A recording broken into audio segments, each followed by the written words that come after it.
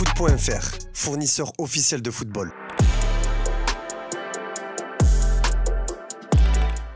Bonjour tout le monde et bienvenue dans ce nouveau JT Foot Mercato. En ce moment, l'ambiance est électrique au Paris Saint-Germain. Les mauvais résultats s'enchaînent et la pression monte en interne. Une grande partie du vestiaire a fait part de son mécontentement sur les méthodes de coaching de Luis Enrique. La gestion des gardiens, son plan de jeu face au Bayern Munich, bien différent par rapport à ce qui avait été travaillé à l'entraînement, sont en cause. Certains joueurs seraient remontés et ne comprendraient pas les choix de Luis Enrique, d'après RMC Sport. C'est le cas par exemple de Bradley Barcola, d'après nos informations, qui a mis en stand-by ses discussions de prolongation, frustré par les demandes de Luis Enrique. RMC Sport ajoute que les joueurs parisiens n'ont pas du tout apprécié le documentaire sur Luis Enrique diffusé sur Movistar+.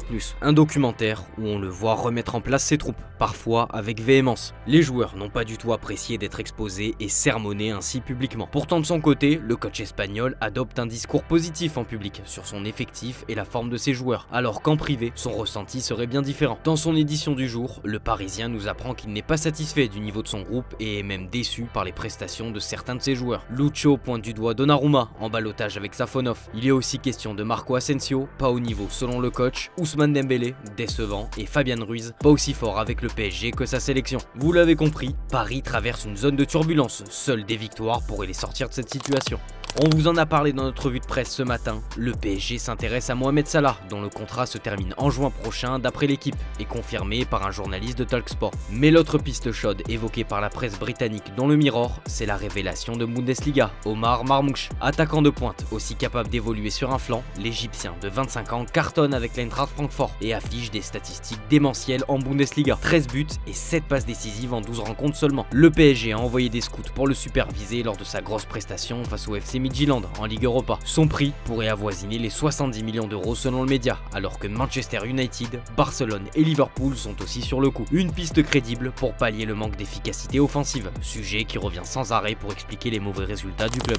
Un ancien du club de la capitale s'est complètement lâché au sujet de Nasser El Khelaifi. Arrivé en juin 2016 du Real Madrid contre 25 millions d'euros, Ressé n'a jamais réussi à s'imposer et a fini par s'en aller en 2021. À l'occasion d'une interview sur la chaîne YouTube de Molly Hawk, il est revenu sur son aventure parisienne et il n'a pas mâché ses mots au sujet du traitement que lui a réservé le président du PSG. Au PSG, j'ai débuté en faisant la passe décisive de la victoire pour mon premier match, mais ensuite j'ai été KO 2 mois à cause d'une appendicite. En janvier, ils m'ont dit que je devais partir. J'ai dit à Emery que j'avais l'impression de m'être fait avoir. Le président ne voulait même pas me voir en peinture. Je ne sais pas s'il préférait ma femme ou moi. Ils ne m'ont donné aucune explication. Tu pouvais gagner beaucoup d'argent, oui, mais ils m'ont vraiment très maltraité. C'est là que je me suis rendu compte que le Real Madrid est le meilleur club du monde sur tous les plans. Au PSG, c'est un type qui est milliardaire et qui utilise les joueurs comme des pogs. Il a également révélé, sans citer de nom de joueur ni de club, qu'il a assisté à des pratiques pour le moins suspectes au sein des vestiaires qu'il a fréquentés tout au long de sa carrière. Il y avait beaucoup de gens qui prenaient beaucoup de merde pour performer. Avant, cela n'était pas aussi contrôlé qu'aujourd'hui. Je ne critique ni ne juge personne, mais c'était comme ça. Ce qui se passe, c'est que cela n'a pas été rendu public. Ressé a quand même gardé quelques bons souvenirs de son passage, notamment au sujet de Kylian Mbappé, qui l'a impressionné. Ce n'était pas si différent de ce que je ressentais lorsque je m'entraînais avec Cristiano. Ils étaient tous les deux pareils, ils marquaient des buts à chaque séance d'entraînement. Ils ont tous deux des talents différents, mais je voyais déjà que Mbappé allait devenir une star. Il m'a demandé ce qu'était le Real Madrid en tant que club, et je lui ai dit que c'était le meilleur club du monde s'il voulait gagner le Ballon d'Or. À Lyon, Georges Mikotadze a été victime d'un vol à main armée à son domicile. D'après les informations du Progrès, les événements se sont produits ce dimanche 1er décembre, aux alentours de 21 h, lorsque deux hommes cagoulés se sont introduits à l'intérieur du domicile du Géorgien pour le dépouiller. Les braqueurs étaient armés, heureusement le joueur n'a subi aucune violence physique, comme il l'a confirmé lui-même sur son compte X. Les cambrioleurs lui ont dérobé près de 250 000 euros de bijoux, de montres et de maroquinerie de luxe. Une enquête a été ouverte pour déterminer l'identité des deux braqueurs. À l'étranger, ça bouge à Arsenal, qui est sur le point de trouver son nouveau directeur sportif pour succéder à Edu, qui va quitter les Gunners pour Nottingham Forest. Selon nos informations exclusives, Roberto Olabe, directeur sportif et architecte du projet de la Real Sociedad, serait en négociation avancée. Le dirigeant espagnol aurait même déjà prévu de quitter le Pays Basque en fin de saison pour potentiellement rejoindre le nord de Londres. Après 8 ans de bons et loyaux services à la tête du recrutement, il fait office de favori pour retrouver son compatriote Mikel Arteta. À Madrid, le mercato hivernal agite l'actualité. Face à l'avalanche de blessures dans le secteur défensif, avec Militao, Carvajal et David Alaba sur le carreau, le club compte bien se renforcer. Il y a évidemment le nom de Trent Alexander-Arnold sur la table, dont le contrat à Liverpool expire en juin, mais une autre cible se dégage en plan B, Diogo Dalot. Le Real Madrid s'est déjà renseigné sur lui auprès de Manchester United, selon Relebo. Pour s'attacher les services du Portugais, il faudra débourser 50 millions d'euros. Reste à connaître la position du joueur, si oui ou non une pige au Real l'intéresse.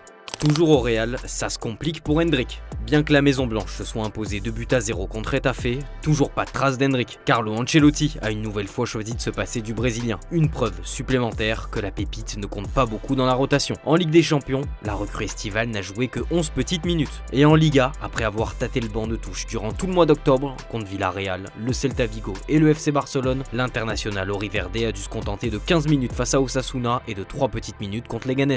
Interrogé sur son choix de se passer une nouvelle fois de son attaquant, Carlo Ancelotti a fait court en conférence de presse. Il doit travailler, il n'est pas entré en jeu parce que Mbappé était trop dangereux et que les autres joueurs se débrouillaient bien. Il sera prêt pour le prochain match. Si je pense qu'Hendrick est le joueur idéal pour gagner, il jouera. Ancelotti ne l'estime donc toujours pas prêt. Le feuilleton sur l'avenir de Joshua Kimmich s'éclaircit un peu plus. Comme beaucoup d'autres joueurs, il est en fin de contrat en juin prochain et n'a toujours pas prolongé avec le Bayern Munich. Les négociations avancent et le joueur lui-même a fait une annonce forte à ce sujet à la télévision allemande. Je n'attendrai pas l'été, je m'assierai en hiver et j'essaierai d'avoir une vue d'ensemble. En janvier, je prendrai la bonne décision. Rendez-vous en janvier pour connaître le futur club de Kimmich. La tendance est à ce qu'il reste en Bavière. Petit passage au Mexique pour parler d'André-Pierre Gignac. Titulaire à la pointe des Tigres depuis près de 10 ans maintenant, l'ex-buteur marseillais est devenu une véritable légende vivante avec 219 buts en 403 rencontres ainsi que 11 trophées supplémentaires. Sauf que voilà, son contrat arrive à son terme en juin prochain. La question est de savoir quelle forme prendra la suite de sa carrière. Et son club a décidé de sortir le grand jeu pour le convaincre de rester. Fox Sports révèle que la direction du club de Monterrey, qui souhaite s'appuyer sur des légendes anciennes et actuelles du club, veut offrir un poste très haut placé à APG. Le média mexicain évoque d'ailleurs le siège du président sportif des Tigres. Guido Pizarro serait son directeur technique. Un projet fou qui plaît beaucoup à l'ancien de l'OM, puisqu'il serait prêt à enfiler ce costume après avoir accroché les crampons. Il y a quelques mois, il avait évoqué son avenir. Nous verrons plus tard avec le conseil d'administration, mais l'idée est d'être proche et d'aider autant que possible pour que dans 10 ans, Tigres soit aussi proche que possible des plus grands clubs du Mexique, pour que nous soyons au même niveau. Nous savons qu'il y a deux clubs forts, et nous voulons être au même niveau qu'eux. Ces dernières années, nous avons prouvé au Mexique que nous pouvions être une équipe forte. Tout semble réuni donc pour que l'histoire d'amour continue entre les deux parties. Au rayon des anciens Marseillais, Dimitri Payet a fait parler de lui, en bien. Il a régalé des supporters de l'OM présents au Brésil. Deux fans du club phocéen présents à Rio de Janeiro ont demandé sur X à Payet des places pour le voir jouer avec le Vasco de Gama face à l'Atlético Clube Goianiense. L'ancien meneur phocéen a vu et a répondu au message.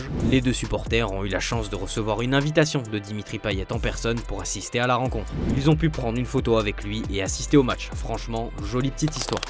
On a eu un gros week-end de football avec plein de buts, l'occasion de faire un point sur le classement des top buteurs européens, comme chaque lundi. Muet face à Santa Clara dans la défaite 2-0, Victor Gyökeres du Sporting Portugal reste bloqué à 16 buts en 12 matchs, mais conserve malgré tout la première place du classement. Même histoire pour Robert Lewandowski, deuxième au classement, avec un bilan de 15 buts en 15 matchs, mais muet dans la défaite du Barça face à Las Palmas 2-1. Décidément, ce n'était pas le week-end des meilleurs buteurs, puisque Kane reste bloqué à la 3ème place avec 14 buts en 12 matchs. À la 4ème place, on retrouve Manfred Ugalde du Sporting Moscou, auteur d'un doublé et qui porte son total à 14 buts en 17 matchs. Et enfin, c'est Omar Marmouche qui se place 5ème après son doublé contre Edenheim. Le voilà à 13 buts en 12 matchs. Victoire ô combien importante de l'OM hier face à Monaco. Souvent en difficulté à domicile, les Marseillais se sont imposés pour la deuxième fois de la saison à la maison. Les joueurs étaient les premiers soulagés et ils ont fêté ça comme il se doit. C'est notre image du jour les amis, merci de votre fidélité et on se dit à demain sur Foot Mercato, ciao ciao.